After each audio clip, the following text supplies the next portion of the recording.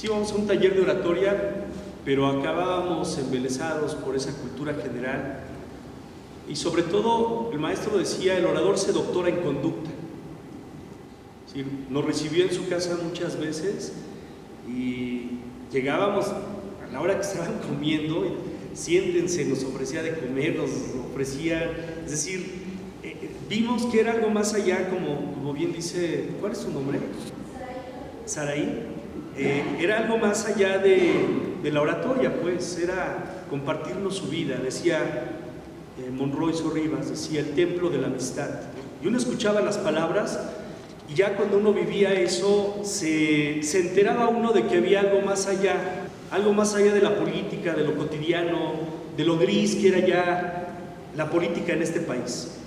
Y escuchábamos esta historia de los enriquistas y luego nos daban un libro, Magnolia, y uno lo devoraba con asaltos de magia, cartas Alicia, y uno se enteraba de que este señor escribía tan bello que a veces la alergia a los libros, la escuela no logra ese contacto con los libros, y uno decía, qué bello escribe, así como habla, escribe.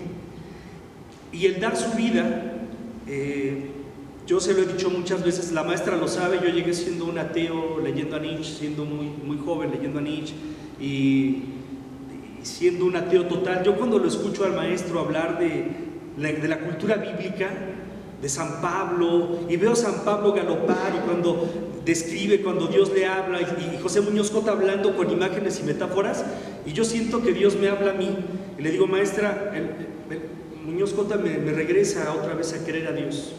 Y me dice, pero si él es ateo. Y digo, bueno, no sé, pero ya cumplió su misión.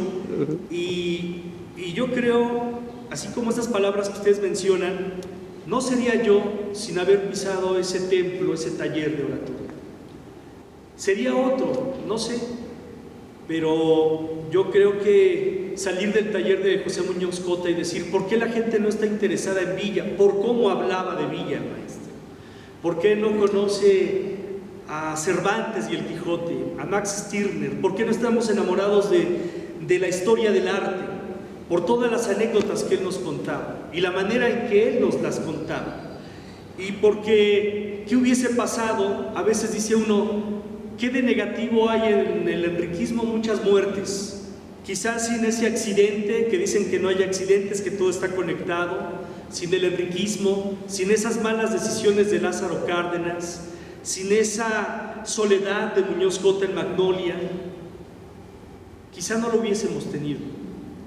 Y decía Víctor Manuel Cruz Trejo, démosle gracias a la maestra Alicia, porque ella finalmente en mucho contribuyó, porque ver a un hombre, a un titán de la política, a un hombre que tenía, él decía, toda la vanidad a su lado, volver, humildad es humus en latín, es con los pies en la tierra. Y la maestra Alicia le debemos que hayamos tenido maestros como él pocos, quién, en dónde, y que hayan hecho de nuestra vida una obra de arte, y que él lo sabía. La única referencia que tengo del maestro José Muñoz Cota, alguna vez pasé a hablar tartamudeando, nervioso, porque pues estás ante los titanes de la oratoria, y recuerdo que terminé a hablar de Praxedis Guerrero, que yo le decía, maestro, para mí es como Francisco de Asís, que renuncia a su riqueza, él renuncia a su hacienda y se va a la revolución. Y recuerdo que voy a mi lugar con un nudo en la garganta porque yo había hablado frente al maestro. Y recuerdo que lo único que hizo fue seguirme hasta mi lugar y dijo, uno nunca sabe dónde va a caer la semilla y seguramente aquí será tierra fértil. Esas palabras cambiaron mi vida, esas palabras definieron mi existencia. Y le decía, maestra, no hay palabras, porque ver a Dios, dicen que un buen sacerdote se hace invisible para que el otro vea a Dios. Muñoz Cota, al final de cuentas, con su vocación de catedral sumergida, se hacía transparente y lograba que viéramos a Dios, que viéramos toda la cultura bíblica, que quizá era un anhelo de él, en otra tesitura. Nos hizo amar a este país, a su gente, a nuestra gente, y por eso estamos aquí, porque sabemos, quisiésemos que esto se multiplicara, pero sabemos que estos talleres en donde está Oscar, en donde está Luisa, en donde están tantos promotores de la oratoria, Carlos Aquino, la maestra que es invaluable ya su actividad, que es un ejemplo a seguir con toda esta juventud acumulada, maestra Alicia. ¿Qué podemos decir nosotros? ¿Decir que hay cansancio en este país? ¿Decir que hay desesperanza?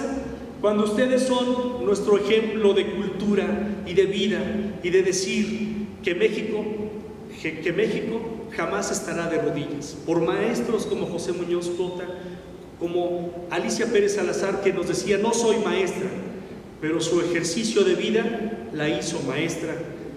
Y porque seguiremos creyendo en este país, porque ustedes nos escuchan, porque queremos estar aquí y porque ella es un ejemplo de vida definitivo.